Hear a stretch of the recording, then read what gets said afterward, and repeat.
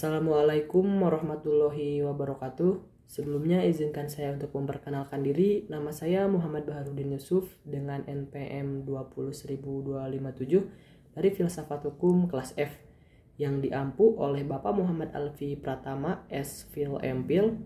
Di sini saya akan meresensi perdebatan antara Profesor Hukum H.L.A. Hart dengan Profesor Hukum Lon L. Fuller yang membahas mengenai moralitas dan hukum. Yang pertama, yakni H.L.A. Hart merupakan salah satu tokoh terkemuka dalam positivisme hukum yang menyatakan bahwa hukum harus dipahami secara terpisah dari pertimbangan moral. Dalam pandangannya, Hart berpendapat bahwa hukum adalah sebuah sistem aturan yang berlaku dan efektif dalam suatu masyarakat. Ia berpendapat bahwa hukum tidak selalu bergantung pada prinsip-prinsip moral atau keadilan, tetapi lebih ditentukan oleh adanya kekuatan yang memberi kekuatan kepada aturan-aturan tersebut. Profesor Hart mencontohkan jika terdapat sebuah aturan hukum yang melarang untuk menggunakan kendaraan ke dalam taman umum. Tentu, peraturan ini melarang kendaraan seperti halnya mobil, namun belum tentu tentang sepeda, sepatu roda, dan lain sebagainya.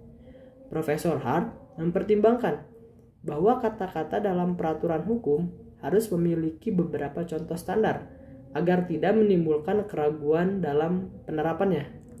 Maka, pengklasifikasian harus membuat keputusan yang berdasarkan fakta yang menyesuaikan kata-kata.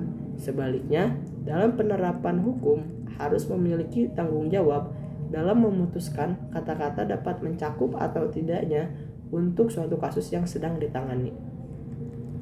Lalu, menurut Hart, pemisahan antara hukum dan moral penting agar hukum dapat berfungsi secara efektif dan dapat diterapkan secara objektif. Menurutnya, ketika hukum terlalu bergantung pada nilai-nilai moral atau keadilan, hal ini dapat mengakibatkan ketidakpastian dan penafsiran subjektif yang lebih tinggi dalam proses pengadilan. Intinya, di sini adalah keputusan cerdas yang kita lawan teknis atau formal. Keputusan belum tentu identik dengan keputusan yang dapat dipertahankan atas dasar moral. Kita mungkin berkata mengenai banyak keputusan ya, benar, kanan. Itulah yang harusnya terjadi.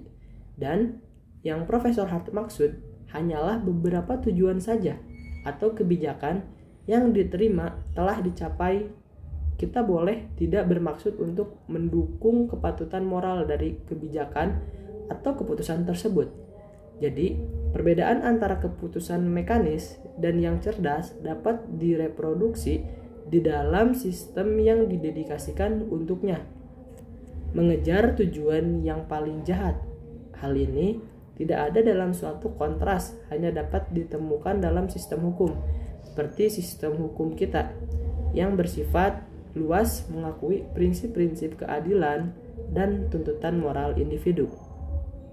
Namun, penting juga untuk dicatat bahwa Hart tidak memandang moral sama sekali tidak relevan dalam hukum, meskipun ia memisahkan hukum dan moral dalam konteks teori hukum. Ia tetap mengakui bahwa nilai-nilai moral dapat mempengaruhi bagaimana lex ferenda atau hukum yang seharusnya berlaku dirumuskan dan dievaluasi. Lalu pandangan Hart tentang pemisahan hukum dan moral telah mempengaruhi perkembangan teori hukum positif yang kemudian. Namun, pandangan ini juga mendapat kritik dari para filsuf hukum yang berpendapat bahwa moral dan hukum berhubungan erat dan tidak mungkin benar-benar dipisahkan secara tuntas. Pada intinya, Profesor Hart membela aliran jurisprudensi positivis dari banyak kritik yang dilontarkan terhadap desakan tersebut dalam membedakan hukum yang ada dengan hukum yang seharusnya. Dia pertama menegaskan bahwa para kritikus telah mengacaukan perbedaan ini dengan perbedaan lainnya.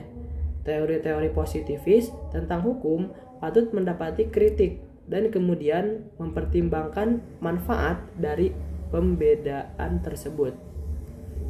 Lalu, Yang kedua, terdapat Prof. Lon L. Fuller yang mengkritik Profesor Hart bahwa untuk pertama kali ini membuka jalan bagi pertukaran yang benar-benar menguntungkan pandangan antar mereka, yang perbedaannya berpusat pada pembedaan antara hukum dan moralitas.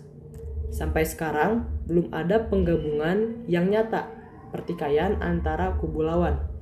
Di satu sisi, kita menjumpai serangkaian perintah definisional. Sebuah aturan hukum, katakanlah itu benar, sederhana, dan selalu demikian.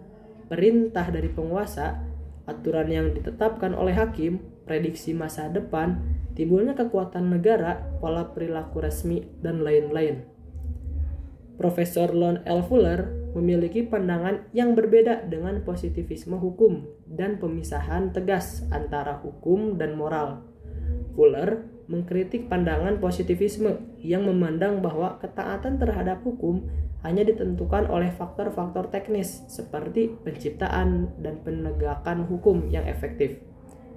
Profesor Hart dengan tegas menolak teori perintah hukum yang menurutnya hukum hanyalah sebuah perintah yang didukung oleh kekuatan yang cukup untuk membuatnya efektif.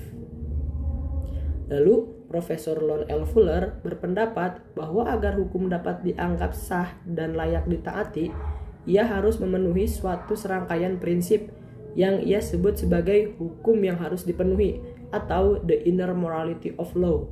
Menurut Prof. Fuller, hukum yang baik harus memiliki karakteristik seperti umum, jelas, dapat diakses, konsisten, dan tentunya adil. Hukum yang memenuhi prinsip-prinsip ini akan menciptakan keadilan dan merangsang ketaatan hukum di dalam masyarakat. Ada dua pengertian yang menyatakan bahwa hukum tidak mungkin ada dibangun berdasarkan moral. Pertama-tama, kewenangan membuat undang-undang harus ada didukung oleh sikap moral yang sesuai dengan kompetensi yang dimilikinya. Menurut Prof. Lon L. Fuller, di sini kita berhadapan dengan moralitas di luar hukum yang memungkinkan adanya hukum. Namun, ini saja tidak cukup. Kita boleh menetapkan bahwa dalam monarki kita, norma dasar yang diterima menunjuk raja sendiri sebagai satu-satunya sumber hukum yang mungkin. Kami masih belum bisa memiliki undang-undang sampai raja kita siap menerima undang-undang tersebut. Moralitas internal hukum itu sendiri. Dalam kehidupan suatu bangsa terdapat moralitas eksternal dan internal. Hukum saling mempengaruhi satu sama lain. Kemunduran dari yang satu hampir pasti akan menyebabkan kemerosotan pada yang lainnya. Lalu, yang kedua, jika terdapat bahaya serius dalam masyarakat kita bahwa melemahnya pemisahan antara hukum dan moralitas akan memungkinkan terjadinya suatu hal pemasukan moralitas amoral yang pernyataannya tetap. Prof. Fuller juga berpendapat bahwa kaitan antara hukum dan moral tidak bisa diabaikan atau tidak bisa dipisahkan sepenuhnya. Menurutnya, ada elemen moral dalam suatu hukum yang tidak bisa diabaikan, dan ia sangat menekankan pentingnya nilai-nilai moral dalam membentuk hukum yang baik dan layak untuk ditaati. Hukum yang dianggap sebagai tatanan kemudian mengandung moralitas implisitnya sendiri. Moralitas ketertiban ini harus dihormati jika kita menghormatinya untuk menciptakan apapun yang disebut itu sebagai hukum, bahkan hukum yang buruk. Maka dari itu, hukum dengan sendirinya tidak berdaya untuk mewujudkan moralitas. Begitu pandangan Fuller tentang positivisme dan ketaatan terhadap hukum serta moral, menegaskan bahwa hukum harus mengandung prinsip-prinsip moral yang dapat menjaga keadilan dan integritasnya. Pandangan ini kontras dengan pandangan positivisme yang berpendapat bahwa hukum hanya mengacu pada aturan yang ditetapkan oleh penguasa tanpa adanya pertimbangan moral. Mengulangi persoalan hukum dan moral dalam istilah ketertiban dan ketertiban yang baik, Profesor Fuller mengkritik Profesor H.L.A. Hart mengabaikan moralitas ketertiban internal yang diperlukan untuk penciptaan dari semua hukum. Dia kemudian menolak teori undang-undang Profesor Hart, penafsiran atas dasar bahwa kita mencari tujuan keseluruhan ketentuan daripada arti kata-kata individual yang ada diklaim memiliki contoh standar. Lalu, dengan demikian, saya berpendapat jika perdebatan dari kedua profesor ini membawa beberapa pemahaman mengenai hukum, bahkan moralitas. Pendapat atau pandangan dari Profesor Hart dan Profesor Fuller ini memiliki suatu hal yang dinilai menarik bagi beberapa individu.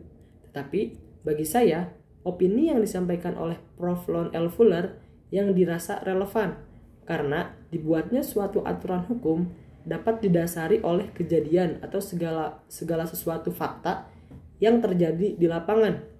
Fakta di lapangan inilah yang dijadikan sebagai awal mula moralitas yang dibentuk dan terjadi di masyarakat, lalu dikemas oleh pemerintah sebagai aturan pasti yang dijadikan sebagai produk hukum seperti peraturan dan undang-undang dan juga yang lainnya. Lalu, untuk keterkaitan antara hukum dan moralitas, bagi saya memiliki suatu ikatan yang tidak bisa dipisahkan. Hukum dapat tercipta jika suatu moralitas yang dapat dikatakan menyimpang yang ada di setiap individu atau masyarakat terhadap lingkungannya. Apabila suatu masyarakat atau individu memiliki moralitas yang menyimpang terhadap lingkungannya, maka akan tercipta produk hukum untuk mengatur suatu tindakan yang dirasa menyimpang tersebut. Demikian yang bisa saya sampaikan. Mohon maaf karena masih jauh dari kata sempurna dan masih banyak kesalahan. Sekian dari saya. Wabillahi taufiq wal hidayah. Wassalamualaikum warahmatullahi wabarakatuh.